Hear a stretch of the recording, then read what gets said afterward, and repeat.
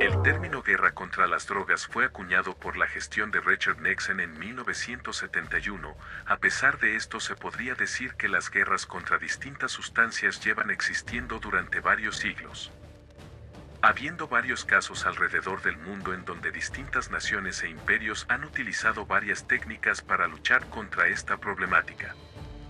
Por su parte, el imperio chino bajo la dinastía Qing tuvo una grave crisis debido a la importación de opio por parte del imperio británico, lo que causó una gran adicción al opio por parte de la población china.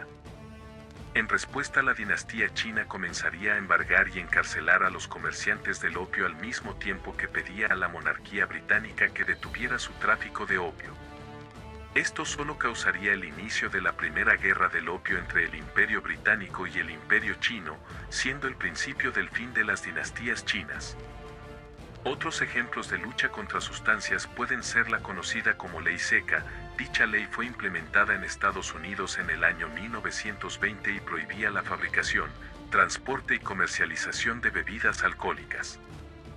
Esto solo causaría el auge de las mafias italoamericanas dentro de Estados Unidos, siendo el caso más destacado el del mafioso Al Capone, quien durante la duración de la ley seca se encargaría de traficar alcohol proveniente de Canadá.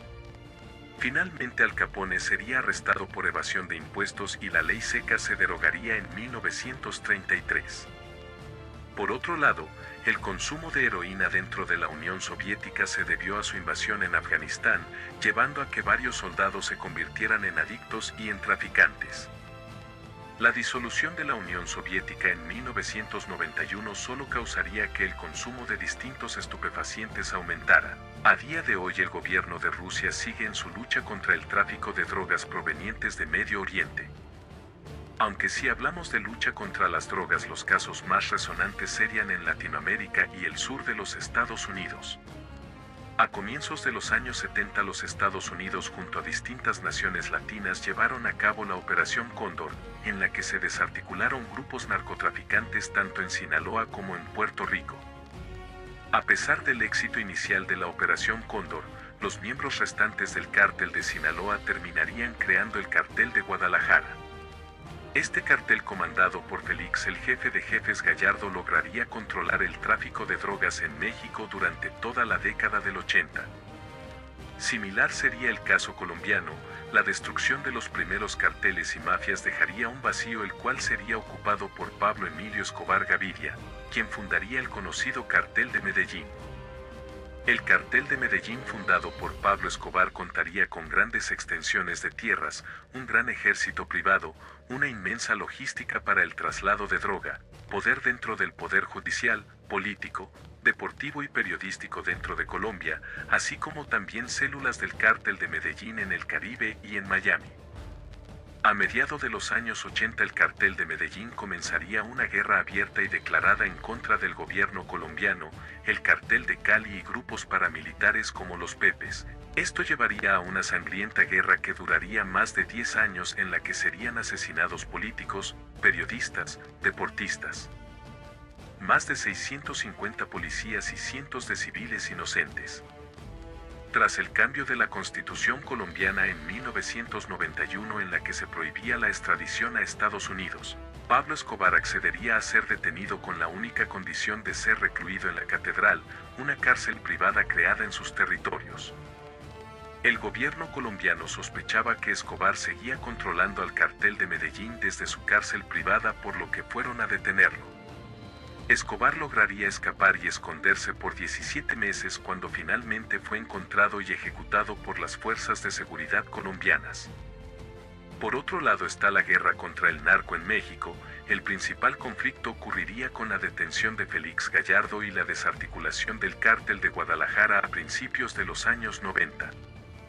Esto causaría la creación de 3 carteles quienes se disputaban el control del narcotráfico.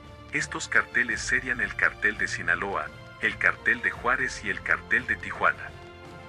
A finales de los años 90, el Cartel del Golfo comenzaría el reclutamiento de exmiembros de las Fuerzas Especiales y Fuerzas Armadas mexicanas, dando así origen al Grupo de los Zetas.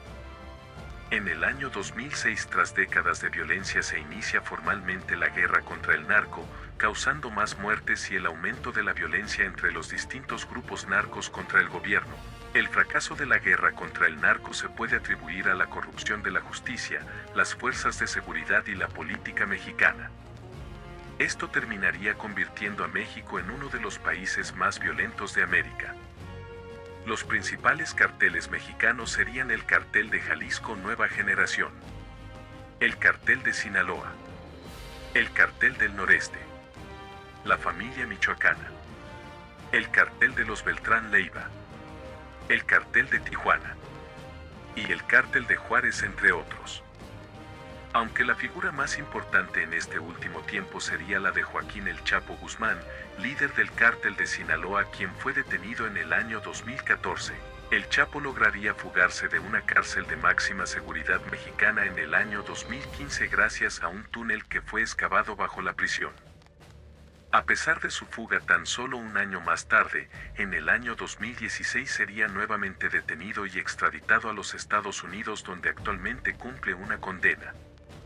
Otro ejemplo del poder narco es la reciente situación ecuatoriana, país en el que desembarcaron recientemente distintos cárteles mexicanos como el Cártel de Jalisco Nueva Generación. Esto aumentaría la violencia en Ecuador, causando los asesinatos de distintos candidatos en las elecciones presidenciales de Ecuador en el año 2023. Ante esto, el gobierno ecuatoriano decretaría un toque de queda y comenzaría a utilizar a las Fuerzas Armadas para la lucha contra el narcotráfico. Distintos países han luchado o se encuentran luchando contra las drogas en Latinoamérica, como por ejemplo son Brasil, Colombia, El Salvador, Haití, Guatemala y Honduras, entre otros.